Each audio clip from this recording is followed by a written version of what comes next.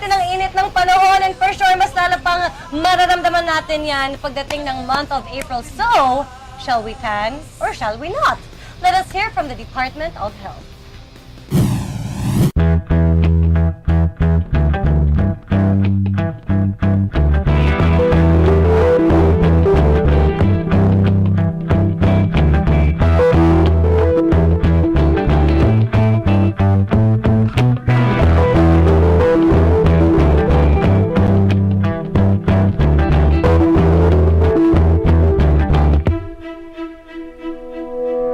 Magandang hapon po sa ating mga taga-subaybay. Mapalad po tayo ngayong hapong ito. Kasama po natin no less than the Secretary of the Department of Health, Secretary Janet Garin, para po makapanayam at magbigay ng ilang advice para po sa ating mga kababayan.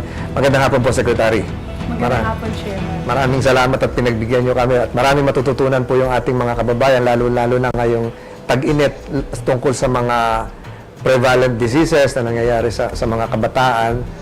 Siguro po, lakbay niyo po kami dun sa ano ba ho yung mga nangyayari pag summer, yung mga bukod sa nagiging madumi ang tubig, nagiging madumi ang kapaligiran, alikabok, pati yung mga pagkain ng mga kababayan natin. So ano po ba yung mga dapat iwasan na gawain na hindi magdudulot ng mga diseases o sakit?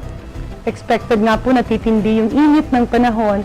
Dapat po iwasan yung pagbibilad sa init between 10 a.m. and 2 p.m. Yun po yung pinakadelikado, lalo na kung mga bata. At kung mga may edad naman, ito po yung oras na maraming nahi-heat stroke. 10 a.m. to 2 p.m. Dapat yung po yung iwasan yung direktang pagbibilad sa araw. So yung ultraviolet...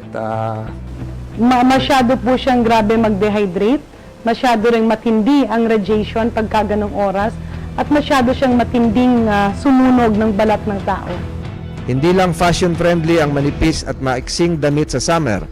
Nakakatulong dito na makahinga ang ating balat at mailabas ang init na nakukuha sa singaw ng lupa. Dahil dito, nanguna ang tanggapan ng MMDA sa pagsusuot ng preskong uniforme. Pinamahagi ang mga shorts sa mga MMDA traffic enforcers para gamitin pag Lunes at Biyernes.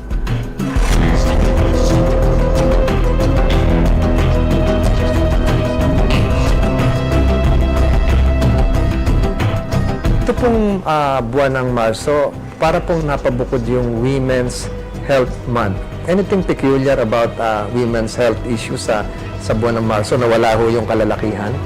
Well, Women's Month po kasi yung March, marami tayong programa doon. But it might be a coincidence kasi po kung tag-init, marami pong yung temperatura, nagkakaroon po ng posibilidad na pawisan ang mga tao. At yung babae, lalo na sa kanyang genitalia area, pagka napapawisan, mas prone sa fungal infection. At dahil ito nga normal na fungus sa balat, pwede itong kumalat. Kaya yun din yung dapat na isang iwasan.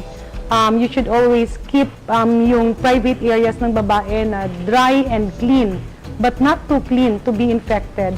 At pagka may fungal infection, you expose it to air and don't scratch fungal infection. Kasi the more you scratch it, the more it will itch.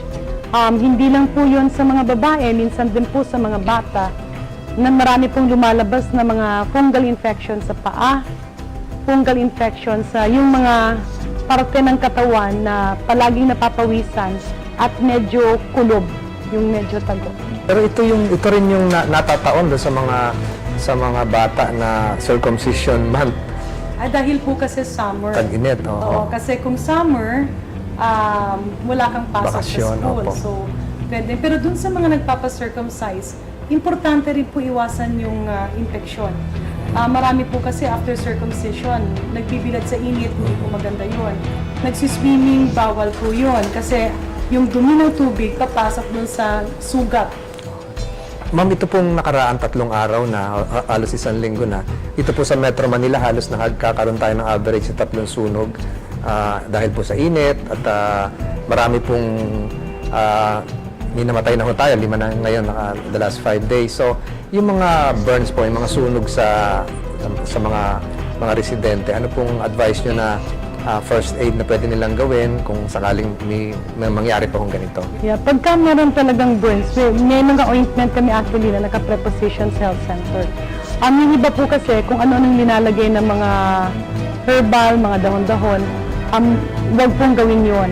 Pagka may burn wounds, yung nasunog yung balat, ang delikado po doon ay yung secondary bacterial infection, which will worsen the situation. So, mas maigi na linilinisan siya ng, actually yung saline, kasi masakit pag tubig eh. Yung parang dextrose, yun po yung linilinis natin. At pagkatapos sa areas, kung nasa bahay ka lang naman, leave it open, no? Kasi nakakapagpalala po yun. Ma'am, tatlong sakit po ang lagana pag summer months. Buong Pilipinas po ito.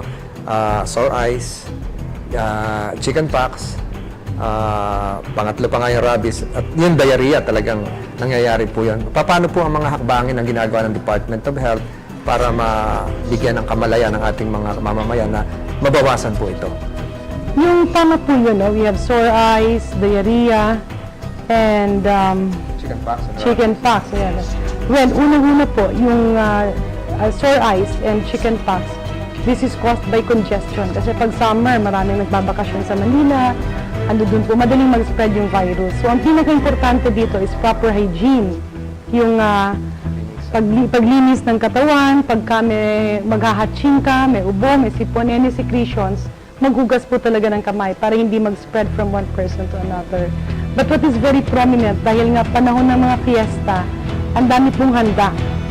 Pagka mainit, madaling mapanis ang pagkain at madali ding mag-multiply yung mga bakterya sa loob ng pagkain. Kaya malamang marami nag-food poisoning. Paano po yun sa mga karinderya? Hindi po applicable din ho kaya yan? Yung sa food? Applicable din yun. Kaya sa karinderya, dapat hindi ganun katagal na nasa labas yung pagkain. So yung time na kakain, pwede siyang ilabas, but after a few hours, dapat ipasok ulit sa ref. Kasi yung malamig na temperatura protects the environment of the food. Then, i-microwave na lang or initin ulit. Pero ang importante, yung pagkain, hindi siya pwedeng matagal sa labas dahil yung init nagpapadami, nag-multiply ng masyadong mabilis ang bacteria, kaya nagkakaroon po tayo ng food poisoning. Sa mga pinupush din kasi ng FNRI, may tinatawag tayo nutritional guidelines for Filipinos. Ang pang-anim doon ay tiyakin na safe ang kinakaya mong pagkain. Spaghetti, itlog na pula, cassava, at pati milk tea. Bago tayo kabahan o matakot kumain, alamin muna natin kung ano ang dahilan ng food poisoning. So, syempre, doon pa lang sa pagbili mo, susuriin mo na kung okay ba. Kung sa karne, makikita mo yun sa kulay. Dapat yung freezer mo, 0 to 5 degrees ang Kasi from 16 to 16 degrees hanggang mga 30 or room temperature, nag-uumpisa na ang paggano ng bakterya. Ayon sa mga investigasyon, ang mga pagkakalason mula sa agricultural product ay may kaugnayan sa mga chemical na ginagamit sa mga pananim. Kung sa gulay, masyadong maraming pesticide na ginamit, o sa karne naman, yung tinatawag nating botcha o double dead. Sa pagbili pa lang, so pagdilata, titingnan nyo na walang dent or pagka-lobo yung lata, kasi nagsisignify na yun na meron ng mikrobyong nakapasok. May mga uri naman ng pagkain na mabilis na masira lalo na pag mataas ang temperatura. Ngunit ang pinakamadalas na itinuturong dahilan ay ang hindi malinis na preparasyon at pag-iimbak ng pagkain. Ay maghuhugas ka ng kamay mo. Tapos kung meron kang sakit na nakakahawa or kahit ubo lang, wag na kayo munang magpe-prepara ng pagkain nyo. Sa kalye, patok ang mga street foods na mura na, masarap pa. Hindi mo alam at hindi lahat ng mikrobyo namamatay sa apoy. Usually ang street foods yan yung mga grilled foods. So, yung mismong grill nila dapat, pag nakita mo, malinis.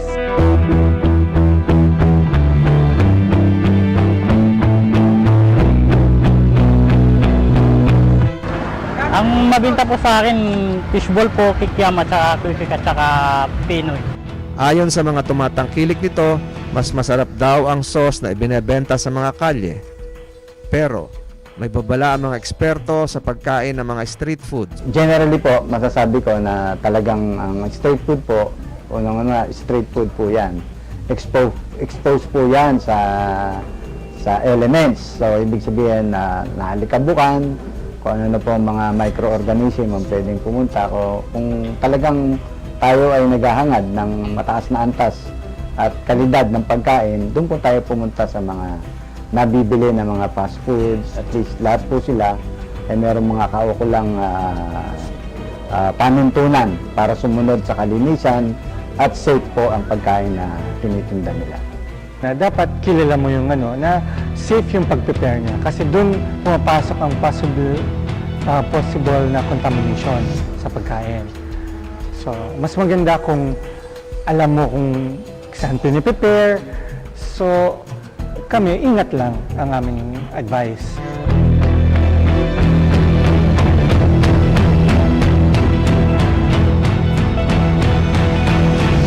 Nagbabakasyon at yung graduation pala, simula pa lang. So, any final message, ma'am?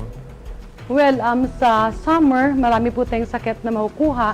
Ang importante po ay proteksyonan natin yung ating sarili by increasing our immunity.